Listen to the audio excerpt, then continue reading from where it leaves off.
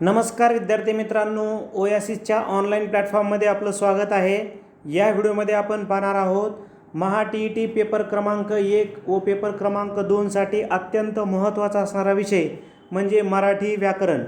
मराठी व्याकरणातील नाम व नामाचे प्रकार या टॉपिकच्या संदर्भाने आपण चर्चा करणार आहोत। या अगोदर म्हणजे 2013 ते 2025 या दरम्यान झालेले जे काही दोनही पेपर आहेत त्यामधील आपण नाम व नामाचे प्रकारावर जेवढे प्रश्न आले त्या प्रश्नावर आपण सविस्तर चर्चा करू, जेणेकरून येणाऱ्या एक्झामसाठी तुम्हाला त्या प्रश्नांचं स्वरूप समजून येईल व सरावही होईल।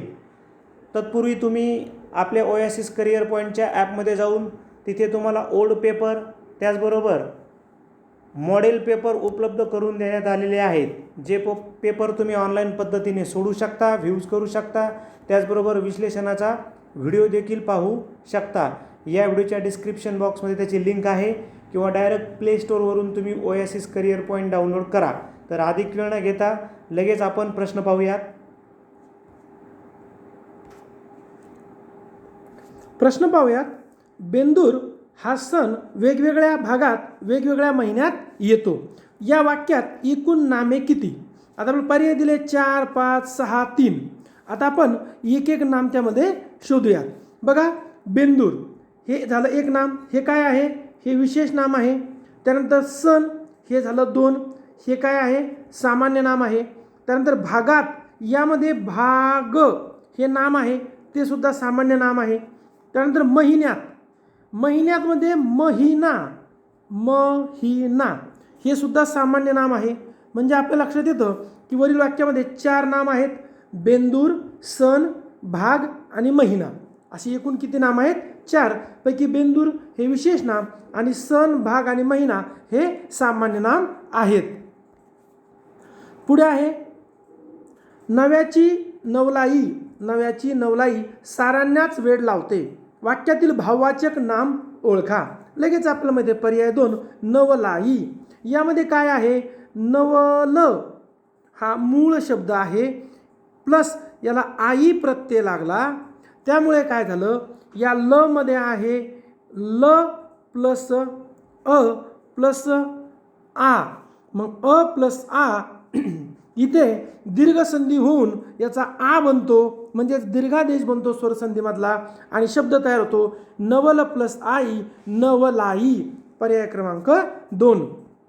म्हणजे आपल्याला माहीत आहे की जे भाववाचक नाम असते हे नामे, सर्वनामे, विशेषणे यांना प्रत्यय जोडून भाववाचक नाम साधल्या जाते। मग त्यामध्ये बघा, आई प्रत्यय आहे, ई प्रत्यय आहे, की प्रत्यय आहे, त्व प्रत्यय आहे, पण प्रत्यय आहे, पना प्रत्यय आहे, गिरी प्रत्यय आहे, य प्रत्यय आहे इत्यादी प्रत्यय लागून, त्यानंतर वा प्रत्यय आहे इत्यादी प्रत्यय लागून काय तयार होतं? भाववाचक नाम साधल्या जातं।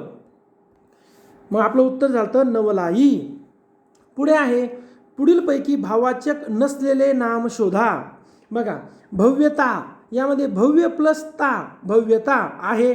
सौंदर्य शब्द कसा बनला? बघा, सुंदर प्लस य, सुंदर प्लस य सौंदर्य, म्हणजे हा पण आहे। दातृ प्लस त्व दातृत्व, म्हणजेच आपल्या लक्षात येतं पर्याय क्रमांक 1, 2 आणि 3 हे तिन्ही पण भाववाचक नाम आहेत। आपल्याला नसलेलं विचारलंय, मग नसलेलं पर्याय 4 स्वतंत्र। हे काय आहे? हे विशेषण आहे। आता बघा, दोन्ही प्रश्न भाववाचक नामावरच आहेत। मग भाववाचक नाम म्हणजे काय? तर व्यक्ती, वस्तू, प्राणी यांच्यामध्ये असलेला गुण किंवा भाव दर्शवणाऱ्या शब्दास आपण भाववाचक नाम असं म्हणतो। भाववाचक नाम मग यामध्ये बघा, आत्ता इथं नवलाई होतं, भव्यता, सौंदर्य, दातृत्व, गुलामगिरी, देवपणा, प्रामाणिकपणा, गोडवा, बरोबर आहे, इत्यादी शब्द हे भाववाचक नाम आहेत। पुढे आहे परत भाववाचक नसलेले नाम ओळखा। मग आता बघा, भाववाचक नसलेले नाम ओळखायचे। शौर्य आपण आत्ताच पाहिलं, शूर प्लस य शौर्य बरोबर आहे। कटुता, कटु प्लस ता कटुता बरोबर। गोडवा, गोड प्लस वा गोडवा। म्हणजे शौर्य, कटुता आणि गोडवा हे तीनही भाववाचक नाम आहेत.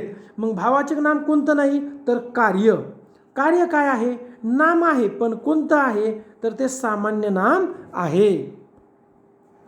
पुढे प्रश्न आहे आपला की सामान्य नाम नसलेला शब्द ओळखा. सामान्य नाम नाही पाहिजे, इथे लक्षात. तर बघा, तळ आहे सामान्य नाम, कुरण आहे सामान्य नाम, वाळू आहे सामान्य नाम, पण सुवर्णा हे काय आहे? सामान्य नाम नाही, हे काय आहे?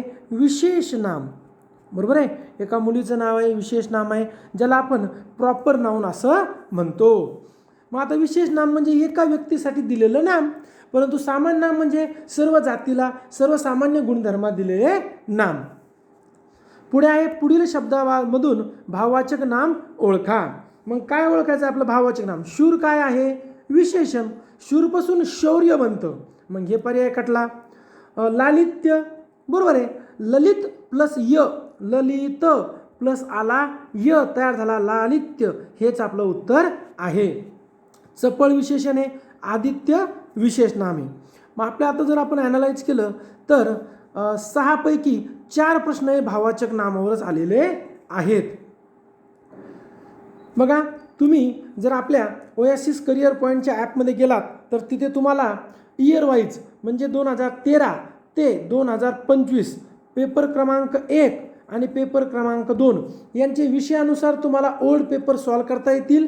त्याचबरोबर सराव पेपरसुद्धा उपलब्ध आहे. म्हणजे ॲपमध्ये आपल्याला सराव पेपर आणि ओल्ड पेपर दोन्हीही उपलब्ध आहे, तेही सब्जेक्ट वाईज आहे.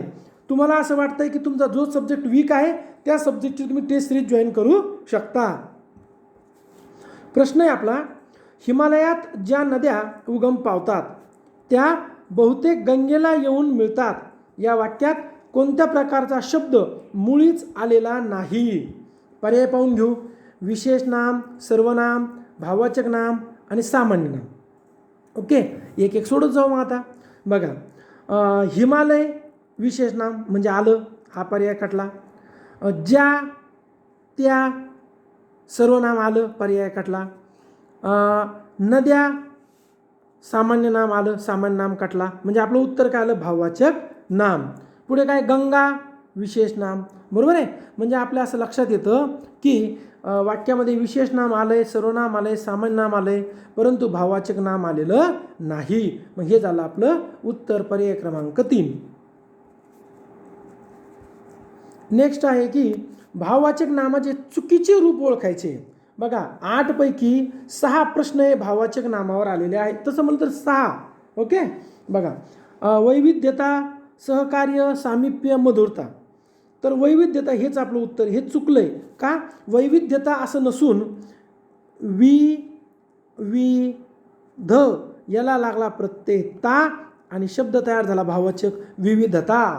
म्हणजे इथं वैविध्यता चुकलंय, हे आपलं उत्तर आहे. सहकार्य, सहकार प्लस य, सहकार्य. सामिप्य, समीप प्लस य, सामिप्य. मधुरता, मधुर प्लस ता, मधुरता. बरोबर. बघा, अशा प्रकारे आपण काय केलं, नाम व नामाचे प्रकार यावर थोडंसं चर्चा केली आहे आलेल्या सर्व प्रश्नांवरती. तुम्ही जर आपल्या ओएसिस करिअर पॉईंटच्या ॲपमध्ये गेलात तिथे तुम्हाला ओल्ड पेपर आणि सराव पेपर दोन्ही टेस्ट सिरीज मिळणार आहेत. ॲपची लिंक व्हिडिओच्या डिस्क्रिप्शन बॉक्समध्ये आहे. तसंच आपलं YouTube, Telegram, WhatsApp channel, Facebook, Insta आणि वेबसाईट सर्वांच्या लिंक व्हिडिओच्या डिस्क्रिप्शन बॉक्समध्ये दिलेल्या आहेत. व्हिडिओ आवडल्यास लाईक करा, आपल्या मित्रांना शेअर करा. त्याचबरोबर ओएसिस करिअर पॉईंटचे यूट्यूब चॅनल सबस्क्राईब करा. धन्यवाद.